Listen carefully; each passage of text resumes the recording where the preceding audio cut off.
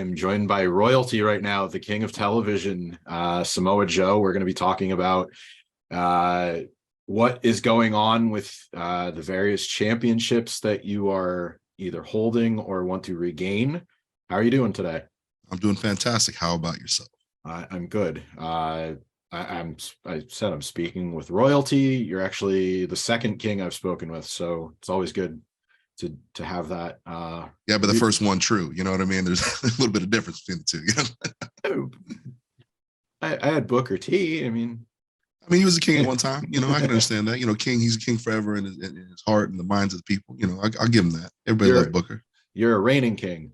Yes. You know. So the big reason we're talking today is you have a title match coming up. You're going to get another shot at regaining your TNT Championship. Darby Allin took that from you. Some might say he had a little bit of a hometown crowd. He maybe had some support going into that match that maybe willed him to the victory, but he's not going to have that this time. So what are your thoughts going into that match? I think the analysis is spot on. I mean, he comes out, before the Belly Marines, he's attacking with skateboards, and he's got this little distraction, sitting at ringside. It's just, it was a ridiculous farce of a match. I think everybody in their heart really knows that. Nobody was looking at that match and saying, hey, this was a fair contest set up between two people. But I understand these things. When I accumulate power, it seems that the power structures that be, they start to find unusual ways to throw these obstacles in my path. And this is nothing different. Even going into this match, any day of the week, ending in Y, you put Darby Allin in a ring with me in a straight up, he catches a fade. It's bad. He's in the hospital for a while, but you give him his toys and his weapons, becomes a little bit more of a formidable opponent. So, it's no surprise that all of a sudden this no holds barred stipulation kind of pops up out of nowhere. They just try to put him on a level playing field, but it's okay. We're ready for it. You've affectionately referred to him as the little dead boy. What else do you call him? He's a little zombie kid. You keep throwing him down stuff, you keep throwing him on stuff, you keep throwing him here and there, he keeps standing up and walking forward. There's no other way to put it. So, little dead boy. That's what we're dealing with out there. And he's going to make sure he stays down next time. That's the goal. I mentioned he had the home field advantage last time, but you're going into Dayton, Ohio this time around. I think I know the answer to this, but I'll ask anyways. Do you have any favorite memories of competing in Dayton? Well, absolutely. Dayton first and foremost is kind of really an unsung wrestling town. From the gardens to, the fairgrounds to, all the different venues where a lot of wrestling's gone down. But of course, the draw with Punk. That was done Dayton, Ohio. Every time we step through there, Ohio shows out. So, Dayton's a great town to get down in. Yeah, that's the one that I thought would probably be obvious. If anybody doesn't know, it was the first time limit draw that you guys had. Mm-hmm. Impromptu, by the way, because of a last minute scheduling change. I usually try to end with a watch list feature, but I'll ask now since we're talking about memories in Dayton and that match in particular. Do you have any, particular memories, not just about like what happened in ring, but maybe what led to it being impromptu, or any sort of nuance that you really appreciate from that match? It's one that's been picked apart and watched over and over, especially when people put it in that trilogy of matches you guys have. Anything really stand out now looking back on it that just...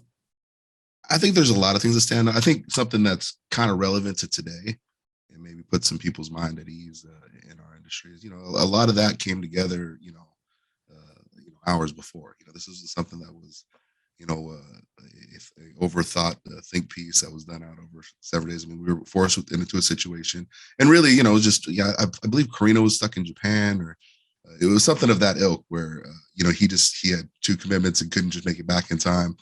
And, Dayton was a new market, I believe at that time too. And, we needed to have a strong showing. Every time ROH came into a new market, we had to have a strong showing. There was no choice. If we didn't, we were dead in that area. And, and a hit like that at a company at that time in its infancy would have been devastating, to invest the money, go out there and have it be like a failed venture. So, we had to deliver every time we went into a new area and keep fans coming back. So, talking with Gabe and Punk at the time, it seemed like, a crazy idea. And I may have been a little bit inebriated when I agreed to it, but when I woke up in the morning, I kind of wrapped my head around it and said, all right, let's go. I appreciate that. I will mention 12 matches according to Cage Match. They're usually a pretty good point of reference, but 12 matches in Dayton that you've competed in. Most of those were for Ring of Honor. And then I think you have 2 for WWE and 1 for TNA, which is pretty cool. Not too many people can say that, but as far as things sort of coming full circle with Ring of Honor, as a reigning champion, do you want to see maybe Ring of Honor go back to a town like Dayton, since I don't want to say they had like territorial rights or anything, but you said it was something that Ring of Honor went after, try to establish a new market. Do you kind of want to see the new Tony Khan Ring of Honor sort of go back to some Ring of Honor staples like that whenever you guys get going? I would absolutely love it. I think, the stats that you kind of pointed out were very much proof of that. A company like Ring of Honor does not go back to a place 10 times unless that area is good for them. That, they can't afford to, they can't, it's just not, if it's a disaster, like I said, if you go out there, it's a failed endeavor. So, obviously Dayton's always been a strong ROH town. There's history there. There's aside from our match, I mean, so many groups debuted there or had like, breakout matches, that I think of Generation Next and stuff like that. I mean, like it was always a really, really fun town, a wild town. And, the fans always, came with a very, very high amount of energy. I think there was one time too, where, the inside venue was flooded. We had to do a tent on the outside and they were still there going crazy. So, I mean, it's a battle tested town. I will give it that. That I can honestly say that doesn't happen too often. I don't. Do you remember what the circumstances were? Like, I feel like something was wrong with the venue because of storm activity, and I'm not exactly sure, but I think it might have been Dayton where we had to tent the parking lot and essentially just run the show outside. Obviously, I mentioned already, the goal is getting back the TNT title on Wednesday, and you're currently holding the Ring of Honor title. How far do you see this going where you can represent both brands? Because right now AEW is weekly, Ring of Honor, we know that it's going to air on Honor Club and Supercard of Honors coming up, but how far do you feel like you could take this at this stage in your career where you can really represent both brands and be a regular presence on both shows? Until the end of time. I mean, really, when you come down to it, I mean, the great thing about ROH and AEW is that there's an influx of the young new hot talent. Guys that are coming up the pipe that are ready to make a huge splash on the world stage. And that's kind of the biggest attraction for me, is that I'm dealing with guys who are hungry, ready to go, and looking to make their own mark in the world. And it's that kind of enthusiasm that makes what I do all that much more fun. Anybody on the current Ring of Honor roster that you might want to work with next? There's a lot of names from the Sinclair era that came over that you didn't get a chance to work with. Anybody come to mind? I mean, at this point, I think it would be easier to tell you who I don't want to work with. I mean, because it's really to that point. I mean, there's so many. There's a whole two, three, maybe even generations of Ring of Honor that occurred while I was working elsewhere. And from the Dalton Castles to Jay Lethal, who I've had a history with the TNA, but I mean, obviously he's one of the most incredible entertainers in the sport today. And I mean, the list goes on and on. And I think cross over to AEW. I mean, as far as like dream matchups, that's easy. I mean, you could literally flip up the AEW page, throw a dart over your back, and you're going to find a dream matchup. So, I mean, that's something that it's kind of a moot point because it's everybody. It really is. We've only gotten started. I think I've only had probably 5 different opponents. Maybe 6. So, I mean, we're really at the infancy here. I mean, It's hard for me to say, oh, I want to work this guy or that guy, because it's everybody. Anybody can get it. And I'm more than willing to pass it out. All right. So who don't you want to work with? So let me think here. It's actually a really good question. Who don't I want to work with? I don't know. That Smart Mark Sterling guy, he kind of sucks. Like, he's just annoying.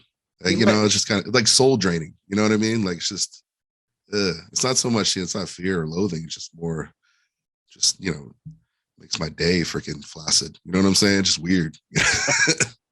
He might help. He might help you one day, so you never know. But I mean, useful idiots. It all works out, man. I've heard that term a lot this week. That's been going around on the internet. I'm sure. So I did want to talk about a couple of other projects you have going on, because you're the king of television, but I mean, in a couple of months, you might even be the king of all media. I know somebody else used to have that name, but maybe we're working on expanding the kingdom. We got the conquest going on out there. It's going well. Maybe you can take that mantle over. First up, King Shark. If anybody doesn't know, Suicide Squad: Kill the Justice League is the new big game coming out. It's actually, I believe, Memorial Day weekend, which is Double or Nothing weekend. I believe so. Any update on when we can start seeing more from your character in particular? I know, like, they like to preview stuff as the release date gets closer, but anything you have that you can tell us about? I know this. Yes, I know there will be probably more stuff coming out very, very much sooner than later. And some pretty cool, man. There's a lot I could tell you that I can't say anything about, but yeah. There'll be some pretty cool announcements, man, and some pretty. I guarantee some surprises, some things that will surprise a lot of the fans. What's popping up in the game? But like I said, it's Rocksteady Studios. They did all the Arkham games, which are amazing, and they haven't really. I mean, just kind of based on what I've seen, they haven't let up for this game. So yeah. I'm really excited about it. I'm really excited for the world to get to see a lot of the stuff, and for me to be able to talk about it freely and not worry about these NDAs. Fair enough. I love the Arkham series. I think the Suicide Squad's in really good hands. Can't wait to see that. Sweet Tooth, Twisted Metal's the other one. You play Sweet Tooth, the live action version, and then Will Arnett is doing the dub over, the voiceover. Mm-hmm. Any update on when it'll come to Peacock? Anything? I mentioned, Suicide Squad has a release date, but this still doesn't yet. I know it's close to being done production. I know it wrapped up filming, but anything you could say on that front? I can say this. I would imagine it's closer than a lot of people expect. So yet again, another project I'm really excited to see the light of day, and I think a lot of fans will enjoy it. All right. Keep your eyes out for that. Yeah, I wouldn't be too impatient, because I think a lot of those announcements and stuff are on the horizon, hopefully. All right. I like that. That's enough of a tease where hopefully we get something soon. I think we're going to lean. I think you will. I think something soon. I really, really do. I have a good feeling about this. Just in my heart. That's where we go. This is just me, but there's some kind of big event in 2 weeks. They like to do commercials, so you never know. It could pop up in 2 weeks. I don't know. Maybe. I'll let you go on this one. We just talked about your in-ring career, being the king of television, some of the projects you have. Movies is another avenue you could expand into. Any, pet projects or any kind of dream roles you could see yourself excelling at to sort of expand the kingdom?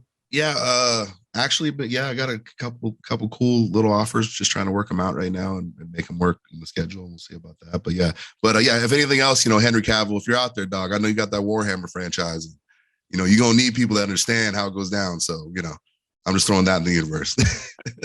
there you go. Put it out there, and put it into fruition, and maybe it happens. So there you go. There you go. Thank you very much for your time today. As I mentioned, AEW is in Dayton, Ohio this week.